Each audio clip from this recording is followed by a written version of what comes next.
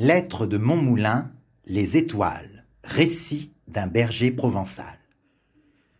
Du temps que je gardais les bêtes sur le Luberon, je restais des semaines entières sans voir âme qui vive, seul dans le pâturage avec mon chien Labri et mes ouailles. De temps en temps, l'ermite du Mont de Lure passait par là pour chercher des simples, ou bien j'apercevais la face noire de quelques charbonniers du Piémont. Mais c'étaient des gens naïfs, silencieux à force de solitude, ayant perdu le goût de parler et ne sachant rien de ce qui se disait en bas dans les villages et les villes.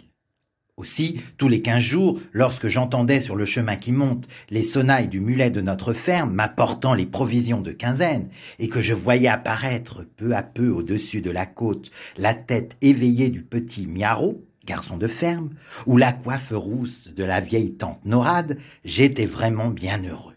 Je me faisais raconter les nouvelles du pays d'en bas, les baptêmes, les mariages. Mais ce qui m'intéressait surtout, c'était de savoir ce que devenait la fille de mes maîtres, notre demoiselle Stéphanette, la plus jolie qu'il y eût à 10 lieues à la ronde.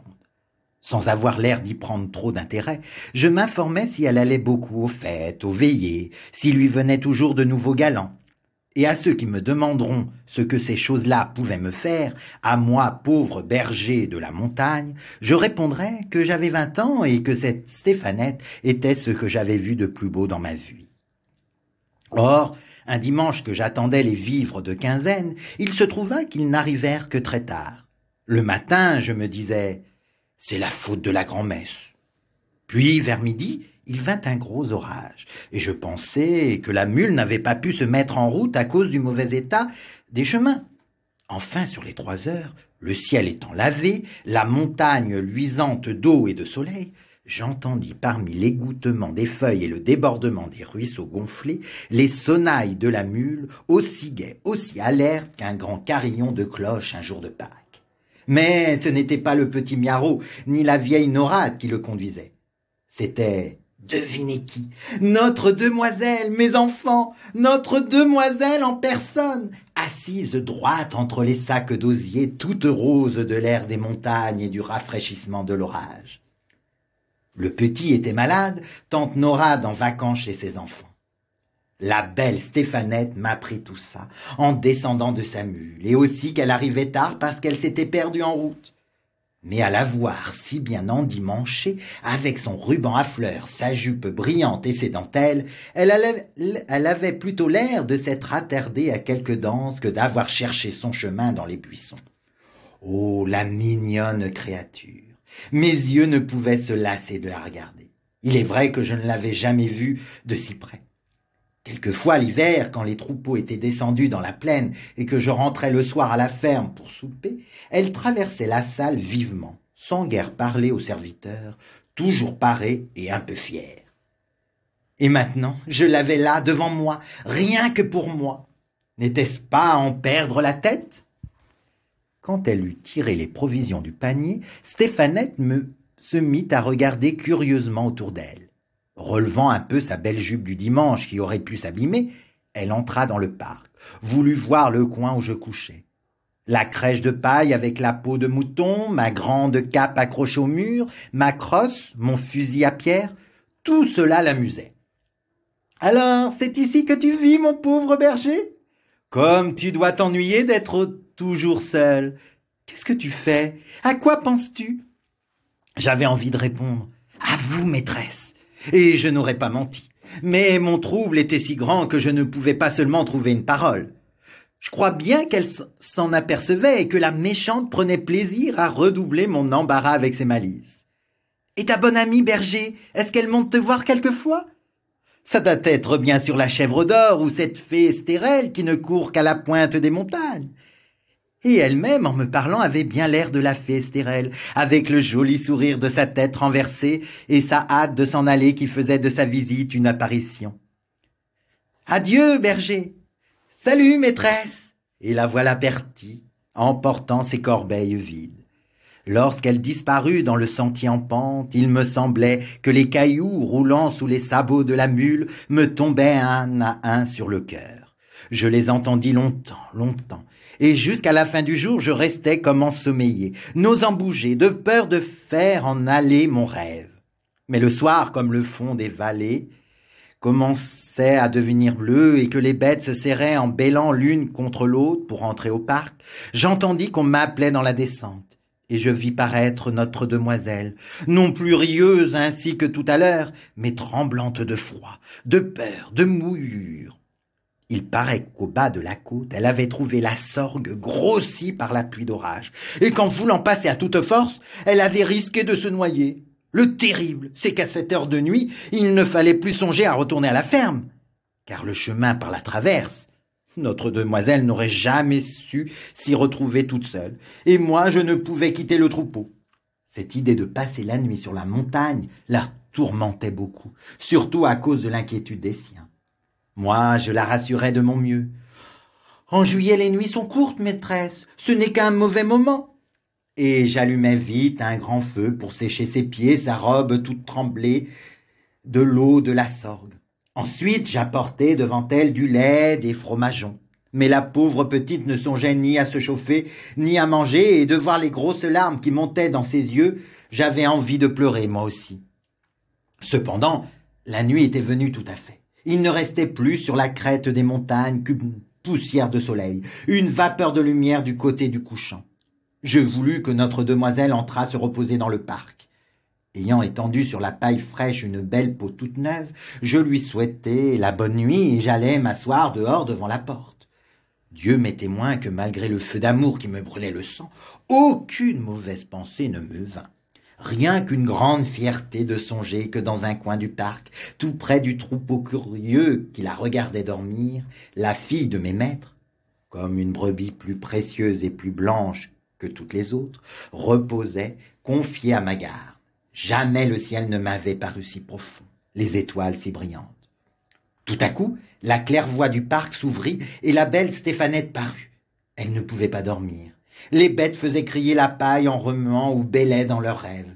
Elle aimait mieux venir près du feu. Voyant cela, je lui jetai ma peau de bique sur les épaules, j'activai la flamme et nous restâmes assis l'un près de l'autre, sans parler. Si vous avez jamais passé la nuit à la belle étoile, vous savez qu'à l'heure où nous dormons, un monde mystérieux s'éveille dans la solitude et le silence. Alors les sources chantent bien plus clair, les étangs allument des petites flammes. Tous les esprits de la montagne vont et viennent librement, et il y a dans l'air des frôlements, des bruits imperceptibles, comme si l'on entendait les branches grandir, l'herbe pousser. Le jour, c'est la vie des êtres, mais la nuit, c'est la vie des choses. Quand on n'en a pas l'habitude, ça fait peur. Aussi, notre demoiselle était toute frissonnante et se serait contre moi au moindre bruit.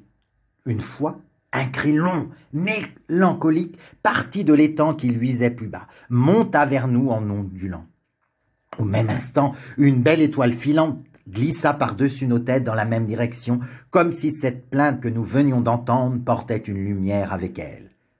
« Qu'est-ce que c'est » me demanda Stéphanette à voix basse. « Une âme qui entre au paradis, maîtresse. » Et je fis le signe de la croix. Elle se signa aussi et resta un moment la tête en l'air, très recueillie. Puis elle me dit « C'est donc vrai, berger, que vous êtes sorcier, vous autres ?»« Nullement, notre demoiselle, mais ici nous vivons plus près des étoiles, et nous savons ce qui s'y passe mieux que les gens de la plaine. » Elle regardait toujours en haut, la tête appuyée dans la main, entourée de la peau de mouton comme un petit pâtre céleste. « Qu'il y en a! Oh, que c'est beau! Jamais je n'en avais tant vu! Est-ce que tu sais leur nom, berger? » ?»« Mais oui, maîtresse.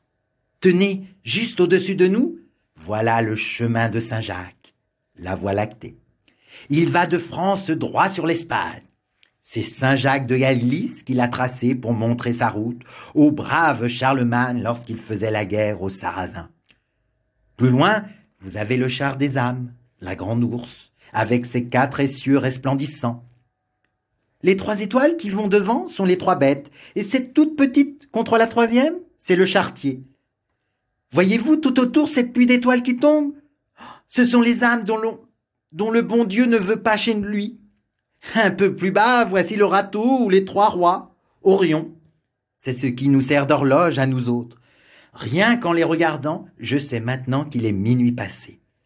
Un peu plus bas, toujours vers le midi, brille Jean de Milan, le flambeau des astres, Sirius. Sur cette étoile-là, voici ce que les bergers racontent. Il paraît qu'une nuit, Jean de Milan, avec les trois rois et la poussinière, la Pléiade, furent invités à la noce d'une étoile de leur ami. La poussinière, plus pressée, partit, dit-on, la première, et prit le chemin haut. Regardez-la, là-haut, tout au fond du ciel. Les trois rois coupèrent plus bas et la rattrapèrent. Mais ce paresseux de Jean de Milan, qui avait dormi trop tard, resta tout à fait derrière, et furieux pour les arrêter, leur jeta son bâton.